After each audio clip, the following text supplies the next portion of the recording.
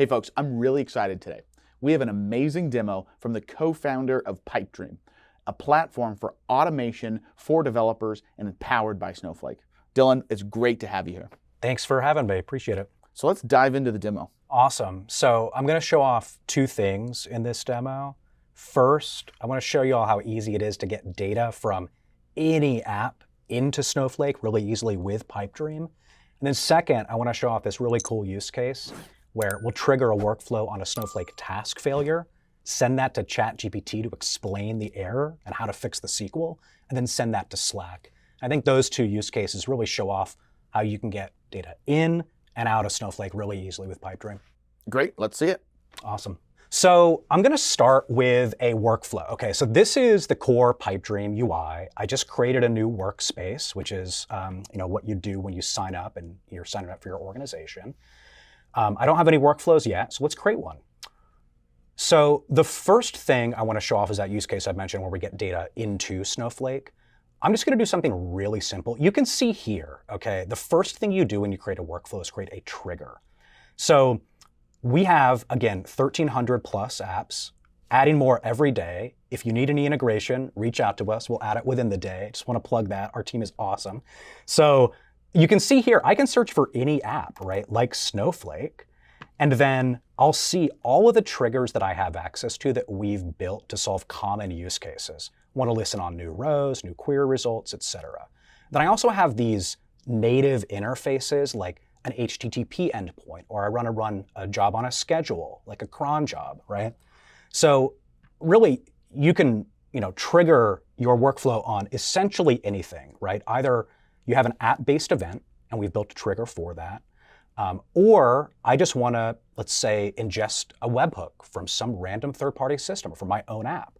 So I'll create an HTTP trigger. And I'll keep these default options. You have a lot of options here for returning static responses. Some webhook providers, they'll want to get like a custom response back. I'll just save and continue.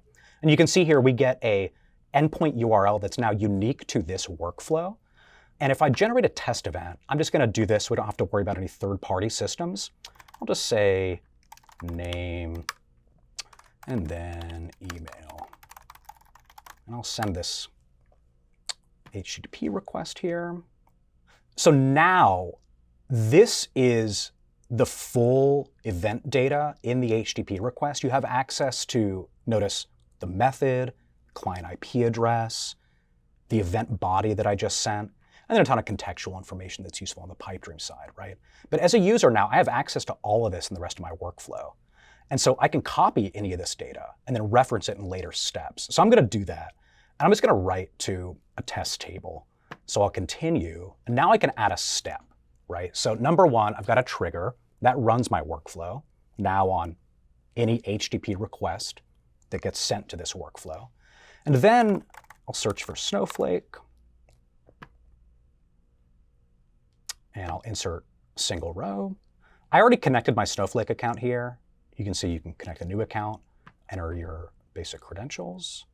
And then this is going to look for any table names in the default database and schema that I selected as a part of that connection. So you say, I want to talk to this database, this schema. Then I've got all of my tables. So I've got this random enriched users table. It's just 3 columns. Notice that once we select the table, in the background now, we're looking at the schema for that table, and then we're going to show a field for every column in that table, right? Now for the email, remember that I had access to the data that I sent in the webhook. So now I'm just going to select that path, right? And now suddenly I'm referencing the data from the trigger step. I can add any steps between here, by the way. And so just for the purpose of a demo, I'm not going to actually fetch this from a third-party API, but just envision you want to enrich data on users who sign up for your platform and use a platform like Clearbit, let's say, to get that enrichment data, right?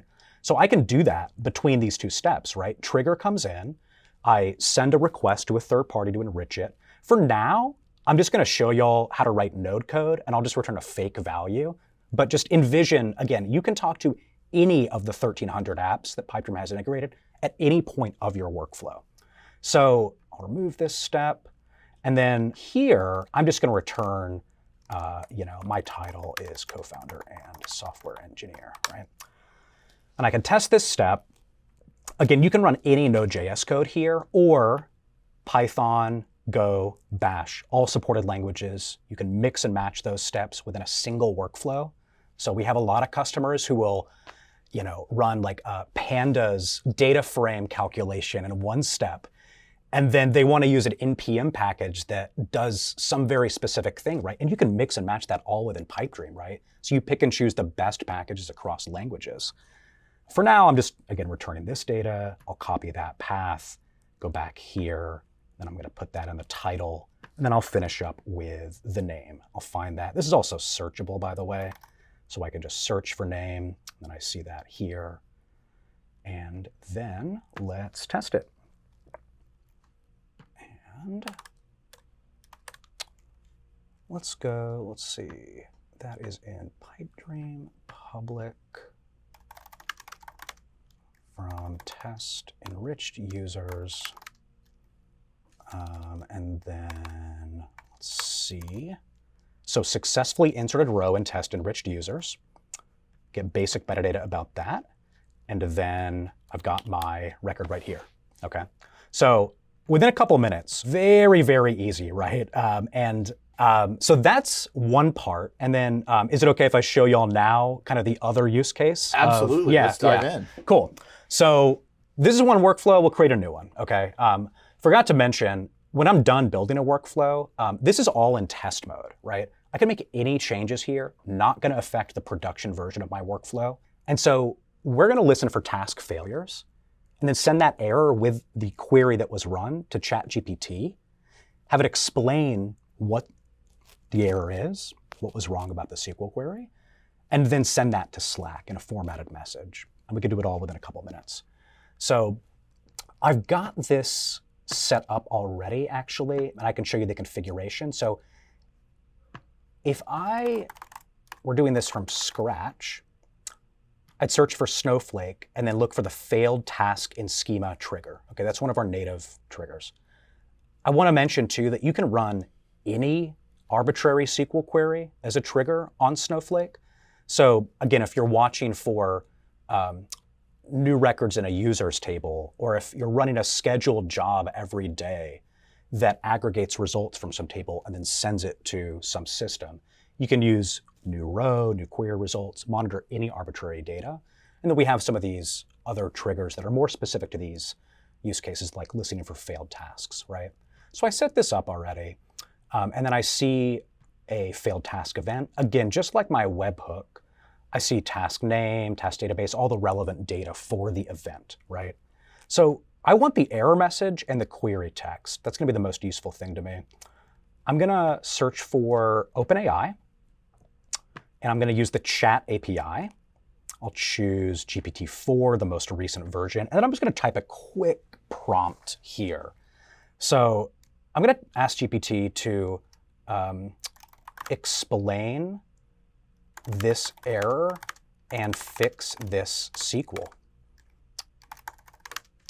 I will reference the error and I'll reference the SQL. We'll see how well this does. We might have to iterate on the prompt just a little bit. So take a sec for GPT to respond. In that time, I can always add new steps. Oh, here we go. It's fast, actually. Generated message. The function current time stam does not exist in SQL. And that's accurate. It was just a typo, right? Yep. The corrected SQL is current time stamp. I'm going to copy that path now and then go to Slack. I'm just going to send this now as a formatted Slack message. Again, I've connected my Slack account already. You can connect a new account as needed. Snowflake demo. Failed task. The original SQL. We'll put the error. Obviously, we'd format this better if we were actually building this.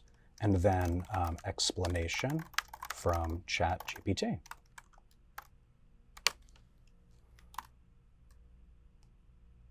And there you go. Dylan, that was amazing. I loved how you even connected Snowflake with ChatGPT. It even gave the right answer to the error message. It really showed off just how easy it is to create and develop these different automation workflows. Yeah, we have a lot of fun building these. Our customers have a lot of fun building these. Super simple to start, really easy to scale to awesome complexity with Node.js code, all the power in Pipedream. So I hope the audience got a taste of that. I'm really excited. Where should people go to learn more about Pipedream? Yeah, pipedream.com is the best resource. Got a lot of docs. We've got a great Slack community to answer any questions. So looking forward to chatting with people. And folks, if you want to learn more about how to build your next application on Snowflake, check out developers.snowflake.com. And if you want to see the full interview today with Dylan, check out the link below. My name is Daniel Myers. See you next time.